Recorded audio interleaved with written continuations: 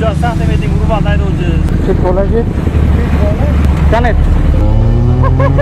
Ijtimoiy tarmoqlarda moto transport vositasi haydovchilari yo'l patrul xizmati xodimidan qochganligi tasvirlangan video lavhalar keng muhokamaga sabab bo'ldi. Ko'rib turganingizdek videoda yo'l patrul xizmati xodimi svetoforning qizil chirog'ida turgan bir guruh moto transport vositasi haydovchilaridan o'sha yerning o'zida haydovchilik guvohnomasini ko'rsatishni talab qiladi. Haydovchilar orasidan ayrimlari hujjatni o'sha zahotiyoq taqdim etadi. Ba'zilari esa inspektordan yo'l chetiga o'tishni iltimos qilib ruxsat olishadi, lekin to'xtamasdan voqea joyidan qochib ketishadi. Mazkur holat yuzasidan hozirda tegishli huquq-tartibot organlari tomonidan surishtiruv ishlari olib borilmoqda. Eslatib o'tamiz, haydovchilar yo'l patrul xizmati xodimining qonuniy talablariga bo'ysunib hujjatlarni vaqtida taqdim etishlari shart. Qarshilik ko'rsatish yoki yashirinishga urinish ma'muriy, ba'zan esa jinoiy javobgarlikka sabab bo'lishi mumkin. So'nggi kunlarda moto transport vositalari ishtirokida ayanchli yakun topayotgan yo'l transport hodisalari ko'paymoqda. Shunday ekan, Tezlik sahifasi barcha moto transport haydovchilarini ogohlikka, yo'l harakati qoidalariga rioya qilishga chorlab qoladi.